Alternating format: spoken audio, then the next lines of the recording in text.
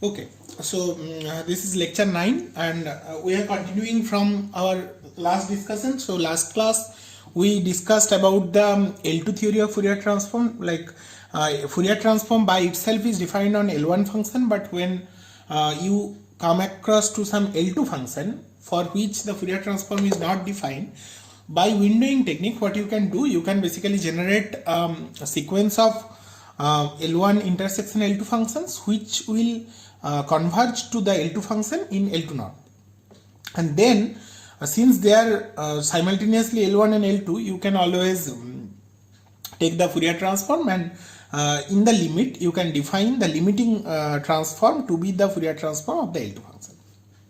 So we will show you that how to use this L2 technique for defining Fourier transform. In fact, the inverse Fourier transform formula will be derived using this windowing technique. But before going there, let us introduce something formally which is called the convolution. We have already shown you convolution while talking about Dirichlet and Freyer kernel, because the final reconstruction formula or the synthesis formula, that was a convolution formula. But let us introduce it here, and we will use this convolution throughout our journey of network theory, because any linear time invariant system that will basically generate some convolution operation on the input signal. So what is convolution? Suppose you have two signals xt and yt, real valued signal to begin with. Okay, so define the convolution x star y t is equal to minus infinity to infinity. These all are functions in, say, L1 R or something like that, or even L2 R. Like even if it is L2 R, there is no problem. So the support is the entire real line minus infinity to infinity. So define this to be x tau y t minus tau d tau. So what this operation is doing, it is doing that you have two functions.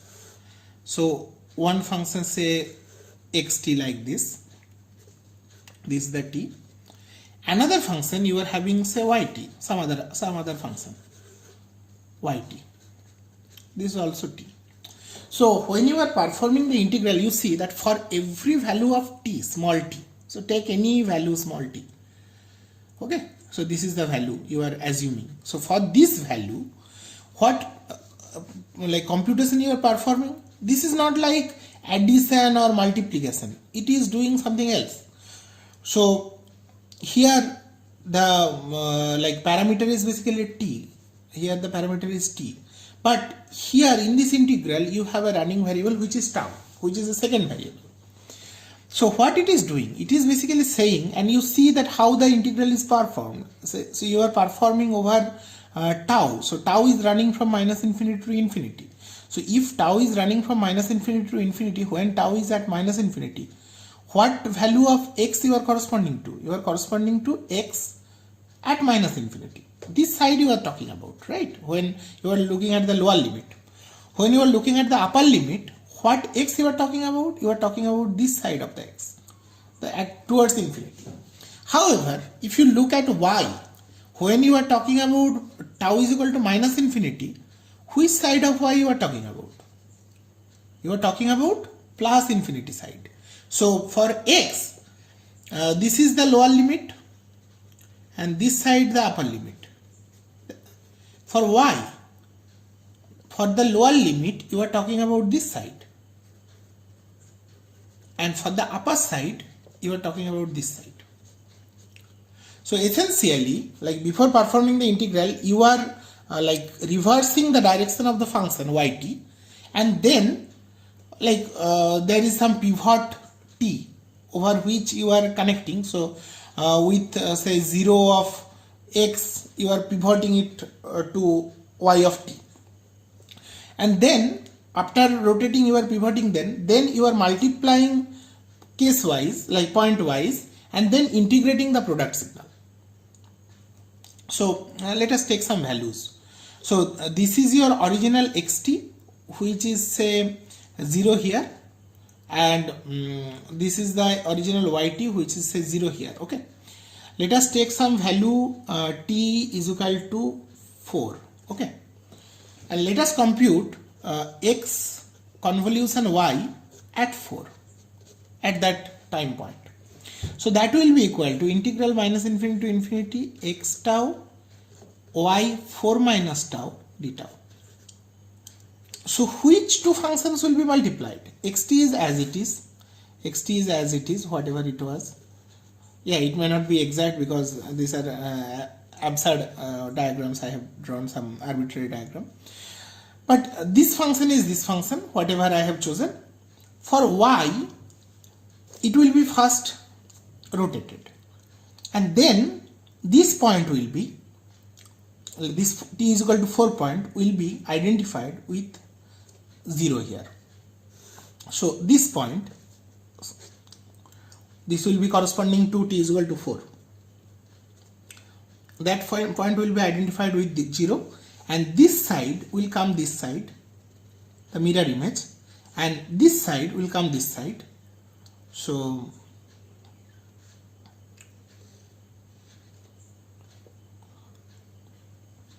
etc. So these are the two functions. This will be x tau when this is tau, and this will be y 4 minus tau. So this side is basically plus tau. So in the original diagram, this direction will be minus tau, right? So you are basically inverting it, the x-axis, and then you are matching this point with this point. Now when you have done the matching, now you multiply these two signals pointwise. Okay. If you multiply these two signals, suppose this value multiplied, getting some value. For every value you are doing this. Okay.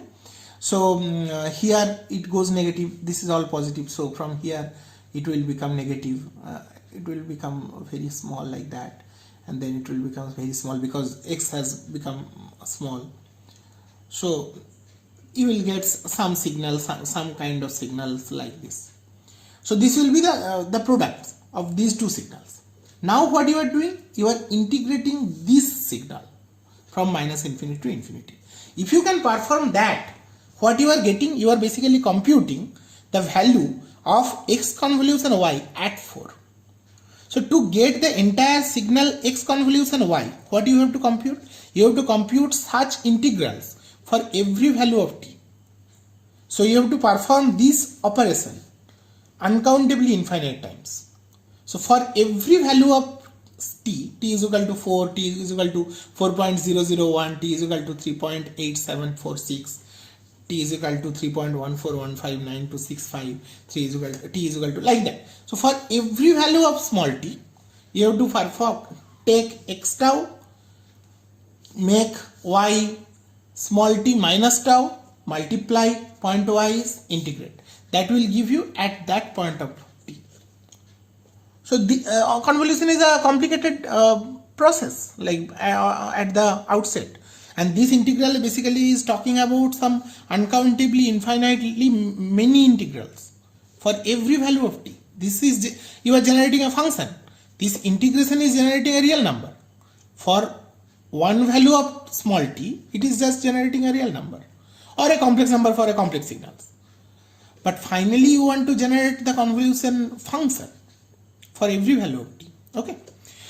So the time domain representation of the continuous convolution is not at all obvious. It is complicated. However, in the Fourier transform domain, there is some remarkable characteristics which we will show immediately. So we want to show you that so the convolution integral is the following: x convolution y t is minus infinity to infinity x tau y t minus tau d tau.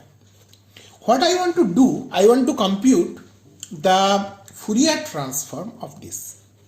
Let us write this to be some zt or something. So I want to compute the Fourier transform of this zt. So z hat omega is basically the Fourier transform of zt which is minus infinity to infinity zt e to the power minus I omega t dt, right? Now let us put the integral for zt. So this will become a double integral. So zt is x convolution y t e to the power minus I omega t dt, which is equal to minus infinity to infinity integral minus infinity to infinity. The first integral is on dt, so I can write dt separately here. This is x tau y t minus tau d tau. Yeah, let me write it at the end right now. E to the power minus I omega t dt. So this is the integral. Now what I want to do, I want to like break down this particular component in this way.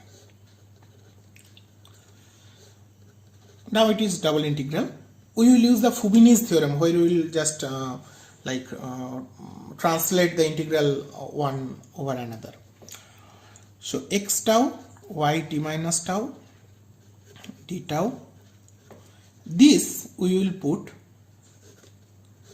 e to the power minus I omega tau plus t minus tau. This is legitimate. T I am writing as tau plus t minus tau. Now you will split two things, one this and another this. What will happen? And this part will like correspond to x tau, so we will write as this x tau e to the power minus I omega tau d tau. Second we will write d tau later. Second we will write minus infinity to infinity y t minus tau e to the power minus I omega t minus tau, then dt d tau. Now in this integral what we will do, we will do a substitution. We will put t minus tau is equal to some t dash. That basically this is the t minus tau line. This we are defining to be t dash, so that this will be reinitiated at t dash is equal to 0. No problem. So the first integral is this x tau e to the power minus I omega tau.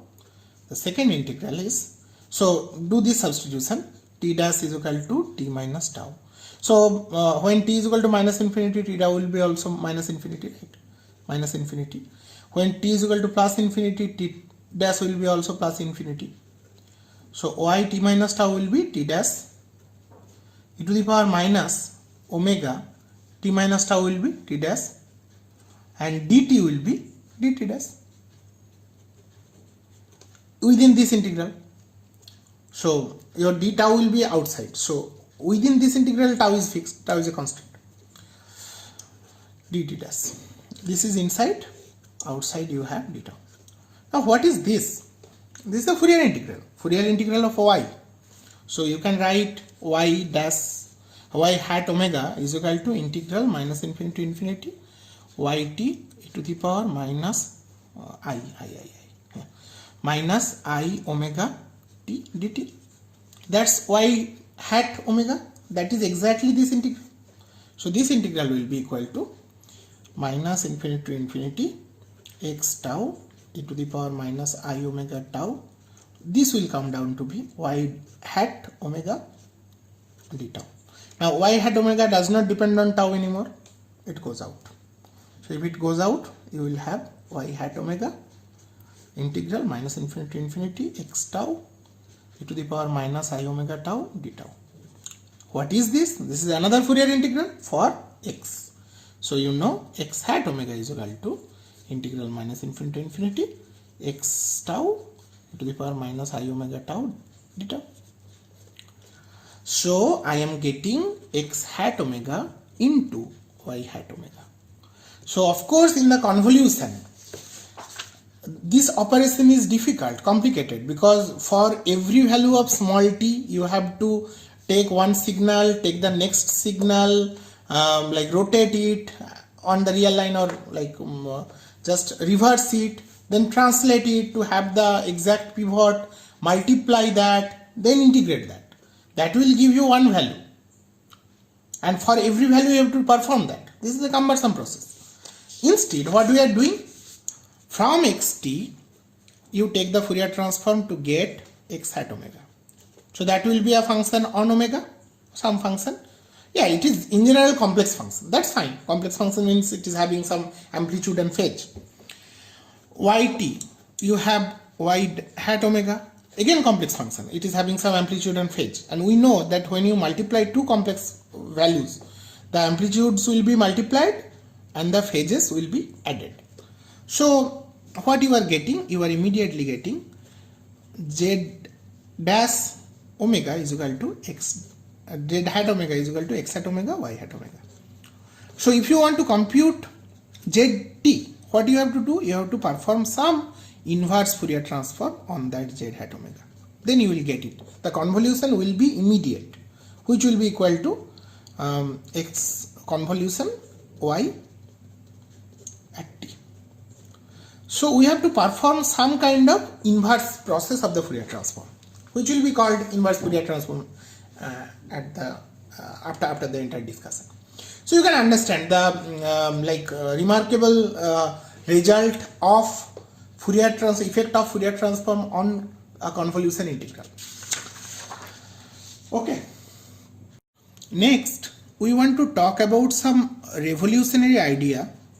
Initially, I thought that I will not introduce this Dirac delta function, but then I changed my mind, because of course this will be discussed in with much elaboration in signals and systems. However, let me introduce this.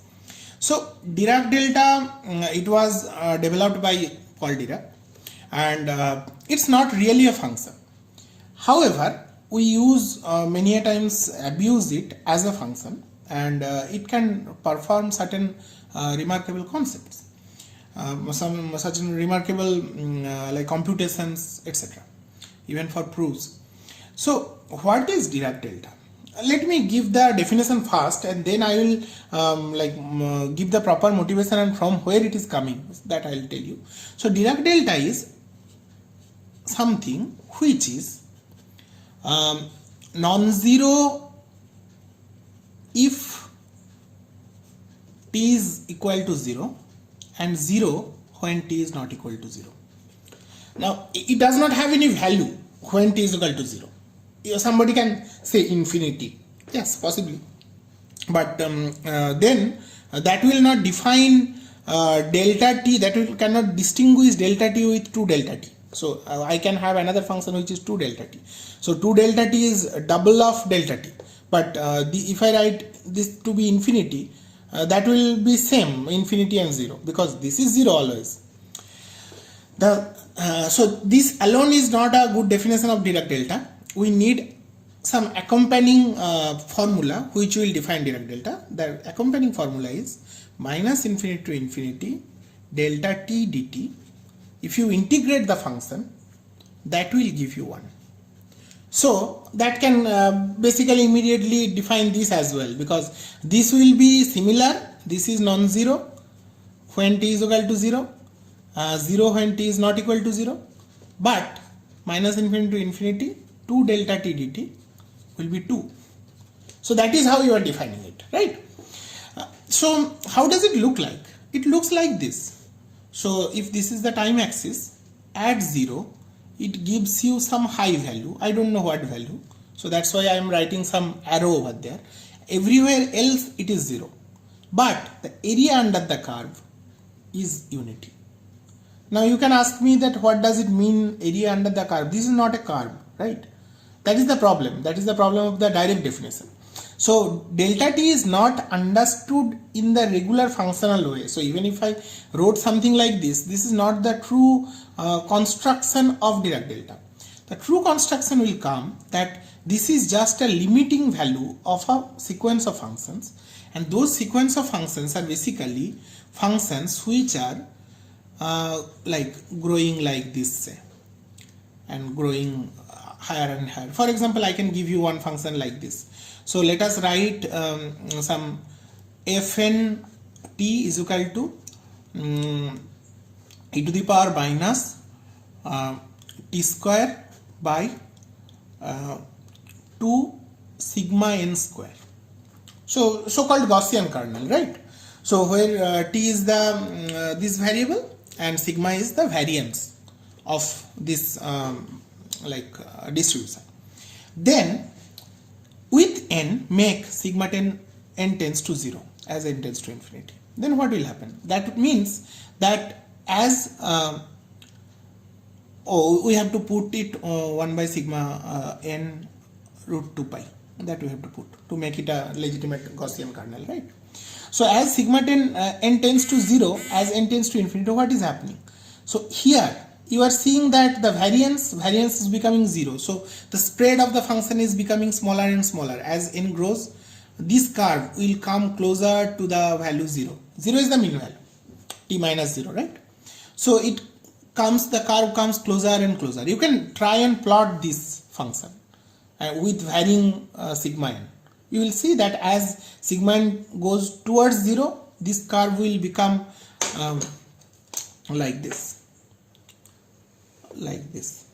Yeah, why it is growing? Because of the initial part 1 by sigma n here. So as sigma n goes to 0, this 1 by sigma n goes to infinity. So at the limit, you can understand it will look like this. At everywhere else it is 0, and at 0 it goes towards infinity, and the spread of the function is 0. That is what variance means, right? We can construct functions like this. Let us construct another function. Gnt is equal to we have defined box function, right? So box function is, let us write this like this, n into box of box is defined over minus 1 by 2n to 1 by 2n. So this is 0 point, this is minus 1 by 2n, this is 1 by 2n, and this length is n. So what is the area under the curve? This entire thing is 1 by n, and this height is n. So area under the curve is always 1, whatever be the n. Then take n tends to infinity. So what will be the limit of g and t when n tends to infinity? This n grows and this 1 by 2n shrinks. So as you change it, it will become like this, and so on and so on and so on. Finally, it will resemble like this when n really goes towards infinity.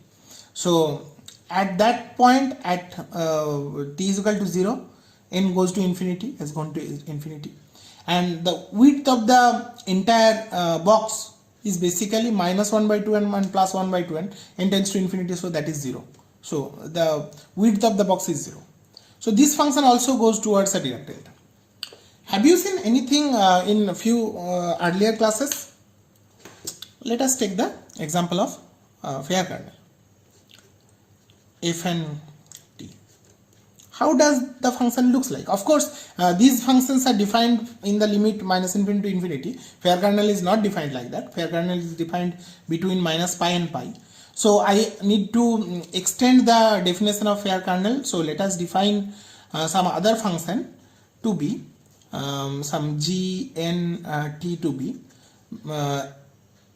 fn t when t belongs to minus pi and pi, 0 otherwise.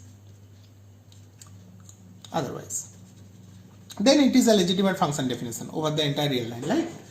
Then you will see that at 0 it becomes like this, and then there are such jumps, but whenever n grows, this will become larger and larger, this will shrink, and these side lobes will become smaller and smaller and smaller, and at the limit it will go to this. And but the integral under the all kernels are same, which is unity.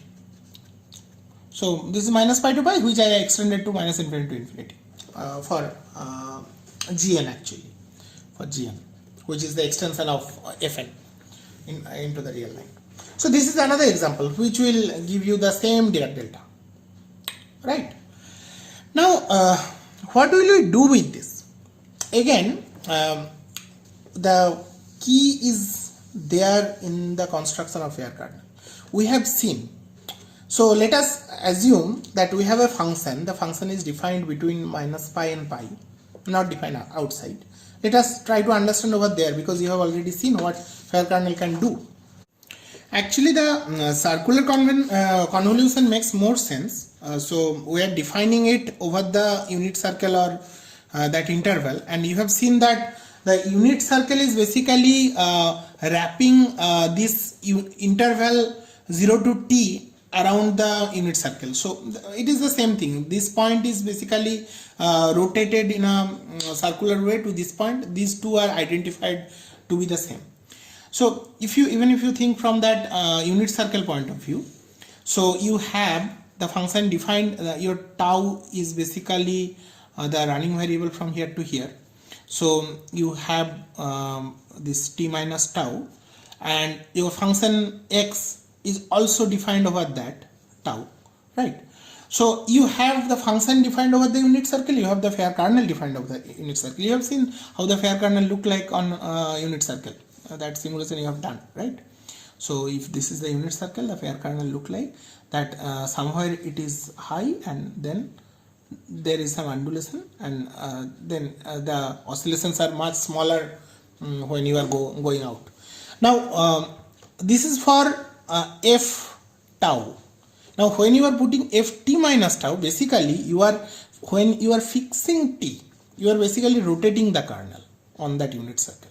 So when t moves from 0 to capital T or 0 to 2 pi, you can take that time axis to be 0 to 2 pi, then it is immediate. Your omega is equal to basically 1.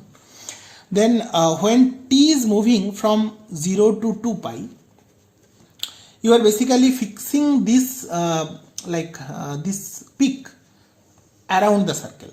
So when t is equal to 0, it looks like this. When t is equal to pi, it will look like, say pi by 2, it will look like this, and so on and so forth, right? When t is equal to pi, it will look like this.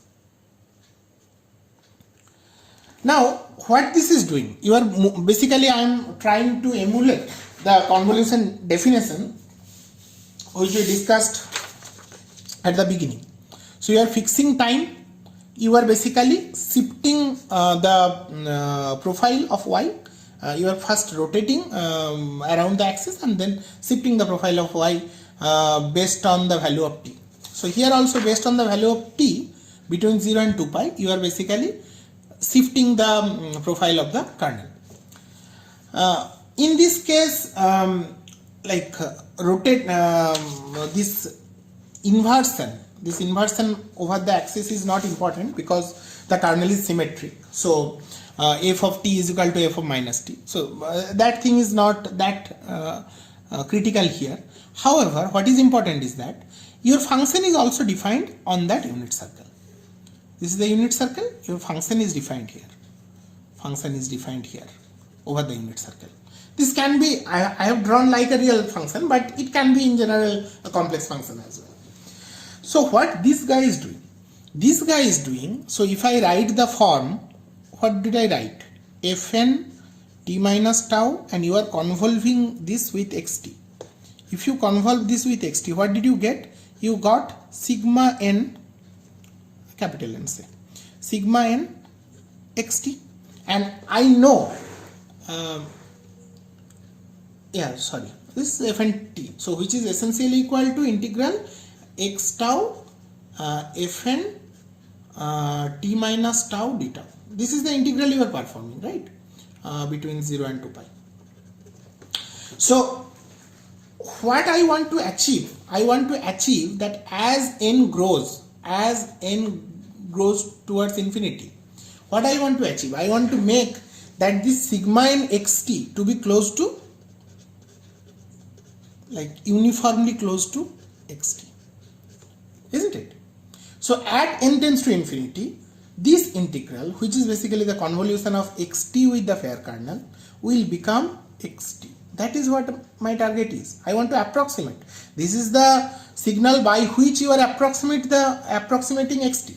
So you have seen already that when xt was like a square wave, so this is let's say minus pi to pi, by which I have drawn it, and you have seen that this sigma n, it was coming to be with a different color. It was coming to be this, and as n grows, it becoming closer and closer to the original waveform. So at the limit, it tries to become xt. So it is trying to become xt. Now what is happening to the fair kernel as n tends to infinity? The area under the curve is always unity, right? Fn t dt, that is always unity, that we have seen in this interval. But the value at that particular point, at the point of t, or here at the point of 0, what will it will become when n is growing? You have seen that simulation as well. So when n is small, it looks like this. When n is growing, it becomes larger and larger, and gradually it is becoming like this. So it will become at the very limit, it will become everywhere else 0. At that point, it goes towards infinity. Not only that, the area under the curve is 1. You get the point? So fair kernel, in the limiting condition, when you are taking the limit n tends to infinity, it is behaving like a Dirac delta. Of course, here you are defining over the unit circle, over there over the entire real line, but the concept is same. It is becoming like a Dirac delta. And what this Dirac delta guy is doing? When you are convolving it with the signal, you are reproducing the signal. You are getting the signal back. So this is a very key concept, that when you are convolving any signal with the Dirac delta, you are getting the signal back. And this can be written as integral, say minus infinity to infinity. I am going back over there. X tau delta t minus tau d tau. That becomes xt. I am not proving this result for the general real line. It requires more deeper mathematics, analysis, etc. But that is not required, because you get to see the understanding from this fair kernel itself. Because you are familiar with this integral, you have simulated it, you have seen it, that you are getting some approximating signal which is becoming closer and closer to the function x, not only in the terms of L2 norm but also point-wise, uniformly. It is becoming closer and closer. So at the limit, it becoming exactly the function. And at the limit, that kernel is becoming a Dirac delta. So this is a very fundamental concept which we will use for our Fourier integral, inverse Fourier integral constructs. So the idea is that when actually we can show it with your box function also. It is not a problem. Let me try. So if you devise Dirac delta using your box function, the box function looks like what? This is minus 1 by 2n, 1 by 2n, and this is length is n, right? So if you convolve it with your so this is your approximating, so let me write it to be bnt, and bnt tends to delta t when n tends to infinity. So if you convolve bnt with any x, take any x, this is xt. So you are convolving xt with bnt. So what that means? That means integral minus infinity to infinity x tau bn t minus tau d tau. Take some value of tau. Let us take tau is equal take some value of t. T is equal to say 1.3. Okay. So if so, then you draw the x first. Right. So this point is say 0 of x. Okay. Now what I want to do? I want to bn. I want to plot first bn 1.3 minus tau. That I want to plot. So Bn tau is this, Bn tau is around 0, Bn 1.3 minus tau, that will be shifted to 1.3. So it will be shifted to 1.3. So at 1.3 this will be shifted, isn't it? Now you are multiplying these two signals. So everywhere else it is 0. So if you multiply these two, what will you get? You will get basically, you will get this, isn't it? Now suppose the function length here is x of 1.3, that is the height at 1.3. At the very vicinity it can be a little different, but at that midpoint it is x 1.3, and you are multiplying this with n. Now what is the area under the curve? This is the multiplication. You have to now perform the integration. So when n tends to infinity, this becomes smaller and smaller. So what is the area under the entire curve? That integral, you have to compute the integral, right? X tau Bn t minus tau d tau. That integral will be essentially the height multiplied by the width. The height is n into x 1.3 into what is the width? 1 by n. So that is equal to x 1.3. So you are indeed getting back xt, even with, if you try with this box approximation. When n becomes large, then only this integral will become this, like the rectangle, right? When this is infinitely small, the width. So we get this remarkable result that x tau delta t minus tau d tau, this integral is equal to xt. This is called sometimes approximating integral or sampling integral using Dirac delta.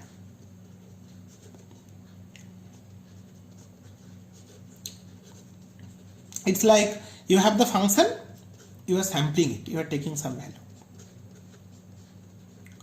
Okay. Now we are ready for the inverse Fourier transform. So we'll take the windowing approach. So we have a function xt which is say L1. Define the Fourier transform to be integral xt to the power minus I omega t dt. But this may not be L1. This may not be L1.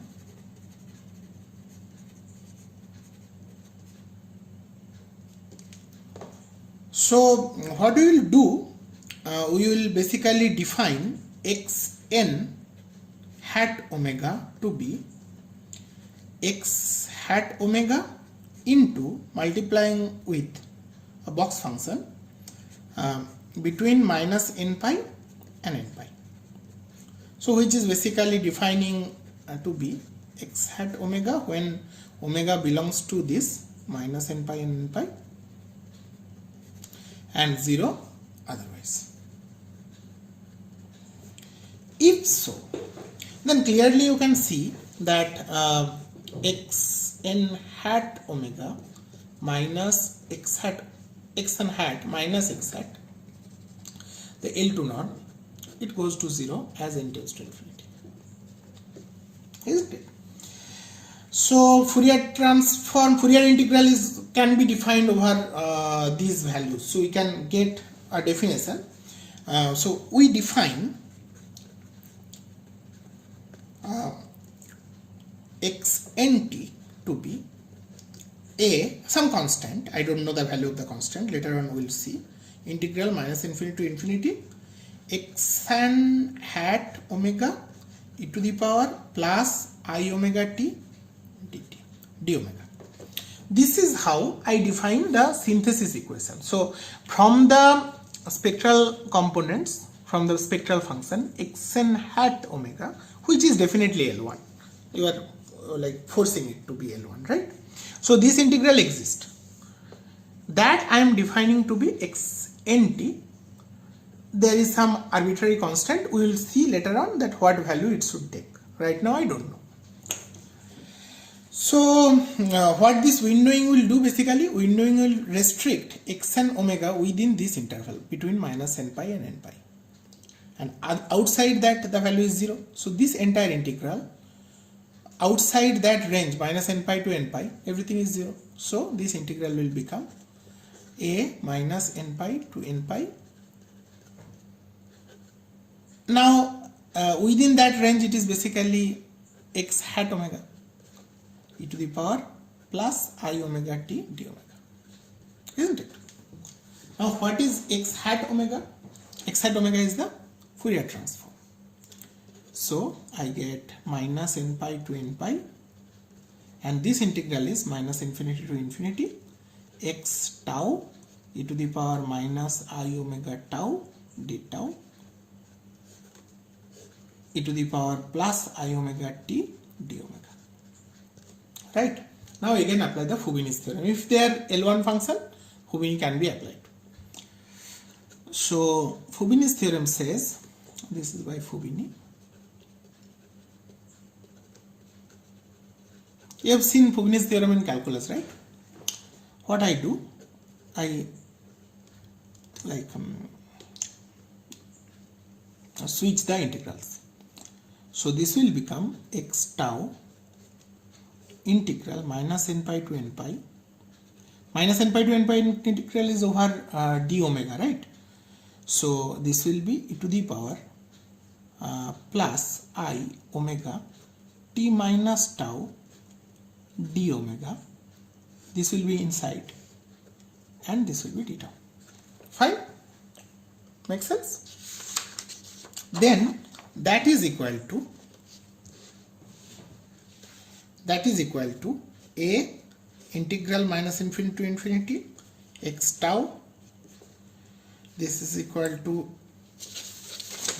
this thing. This is basically e to the power plus I omega t minus tau divided by I t minus tau. Omega range is n pi and minus n pi. That's the integral d tau, isn't it? What is that? A minus infinity to infinity x tau. This will become e to the power I n pi t minus tau minus e to the power minus I n pi t minus tau by I into t minus tau.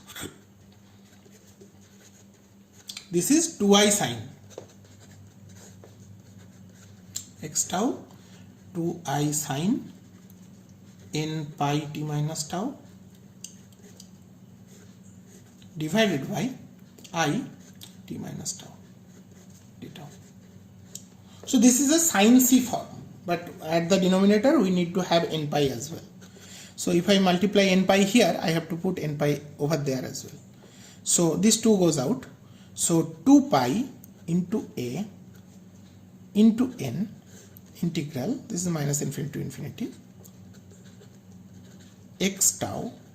This is sine n pi t minus tau divided by n pi t minus tau d tau, which is equal to 2 pi a integral. I put n inside actually, that will serve my purpose.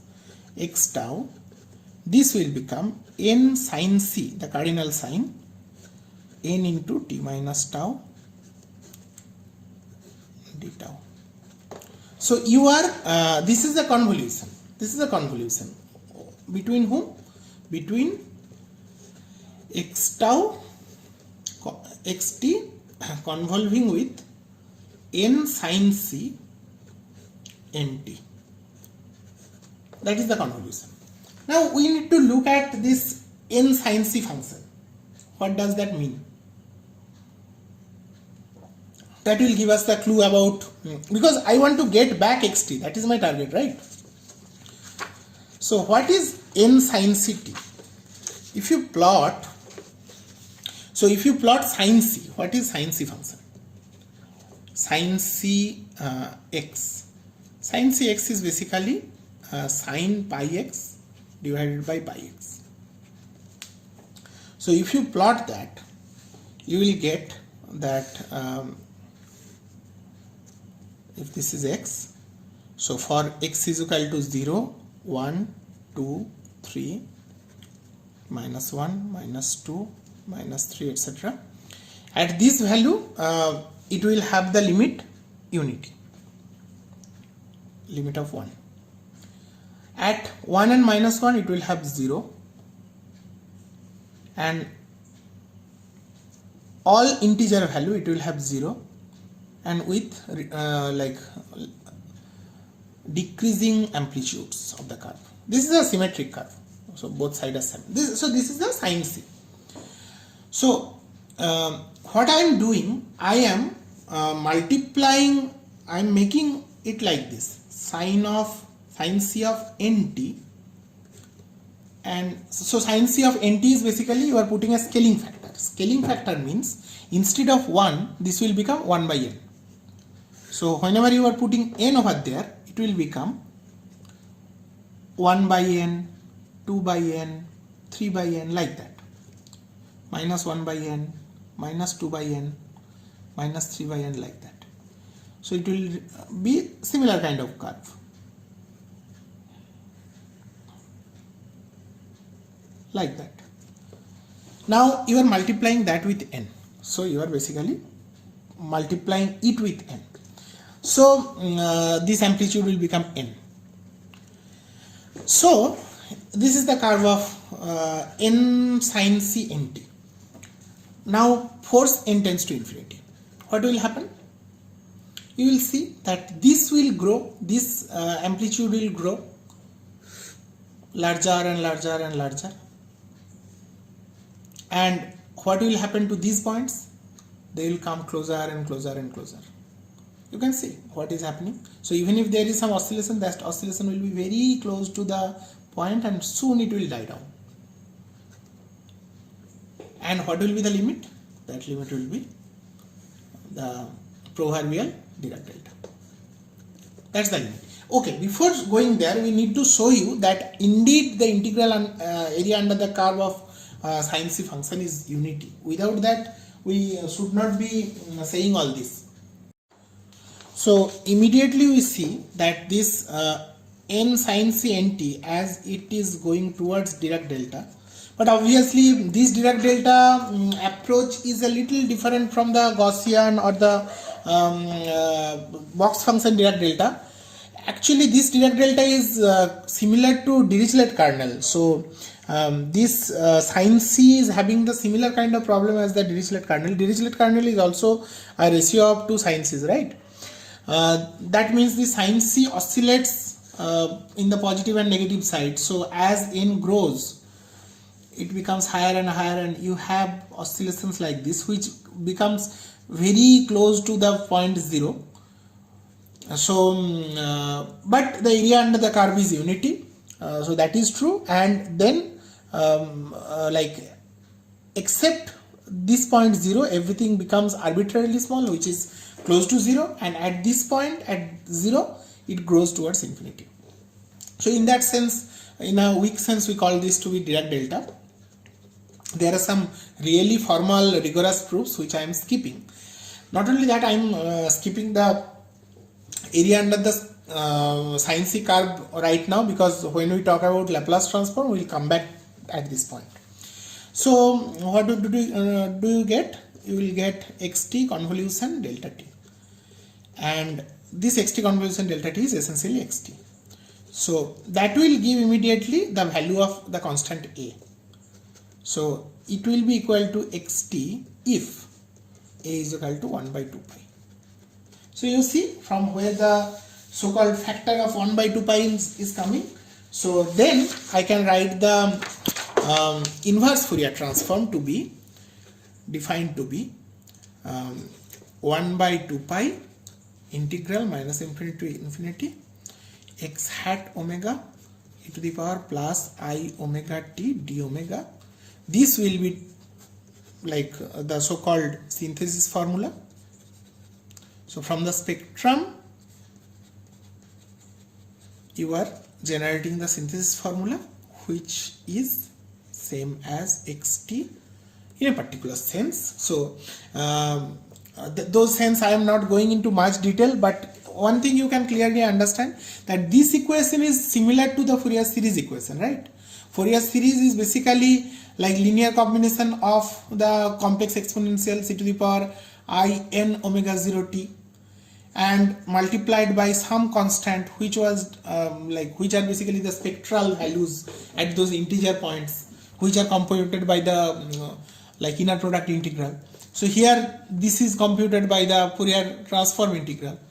So this synthesis equation is similar to that, but so as the Fourier series synthesis equation, that terms like convergence and everything came, here also we will face some issues of convergence, like there is one glitch which I have already mentioned, that this is having a behavior similar to the Dirichlet kernel. So there is also issues of pointwise uniform convergence in the Fourier synthesis formula. However, here we are not going towards rectifying that issue. Rather, we will be happy with the L2 convergence, and for L2 convergence, just like the Dirichlet kernel, this also satisfies the L2 convergence. So this value in L2 norm will become close to this. That is obvious. That is, I am not giving any more proof, but this is understandable from the outset. Rather, what I will be interested next is the relationship of a function xt and its Fourier transform x hat omega. So this is defined over the real line, where the real line is for the running variable t. This is defined over another real line where the running variable is omega. This is a function, this is also a function.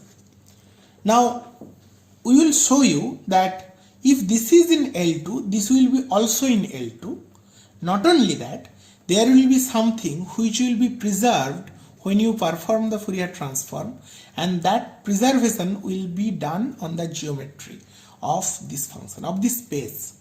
So we can extend this concept from just a function to a space. So if you take a Hilbert space of such functions which are L2, then if you take a Fourier transform, you will generate another space which will be also a Hilbert space. Let us give some name. We will show you in the next class that the inner product of two functions, if you take x and y, and if you compute the Fourier transform x hat and y hat, if you compute the inner product between these two, and if you compute the inner product between these two, that value will be preserved. Not only that, if you take any vector and if you compute the norm, if you take any vector, if you compute the norm, that norm will also be preserved. Oh, okay, with a factor of 1 by 2 pi. So that's why sometimes in some literature you will see that here we have defined that the Fourier transform is this: integral xt e to the power plus I omega minus I omega t dt, and xt is equal to, in some sense, 1 by 2 pi integral x hat omega e to the power plus I omega t d omega. So in one integral there is a constant of 1, in another integral there is a constant of 1 by 2 pi. Many people prefer, instead of these two Fourier equations, many people prefer this: x hat omega is equal to 1 by root 2 pi integral xt e to the power minus I omega t dt, and xt is equal to 1 by root 2 pi integral x hat omega e to the power plus I omega t dt d omega. These kind of equations are sometimes preferred to have a symmetry here. So if you take this formula, then this inner product and norm will be exact. If you take this formula, there will be some factor of 1 by 2 pi somewhere. However, that is not a big deal, because we are aware of this 1 by 2 pi that is coming due to the fact that from here it is coming. This term is coming out from this construction. So we know that this preservation of inner product and norm under the Fourier transform makes the Fourier transform a unitary transformation which preserves the underlying geometry essentially, the Hilbert space geometry. So we'll talk about these things. So just like rotation, etc. Rotation is also unitary transformation. In linear algebra you have seen Fourier transform is also unitary transformation. We'll talk about this, and this theory is called the Plancherel's theory. So we'll talk about this in next class, the Plancherel's theorem. Okay, so till then, goodbye.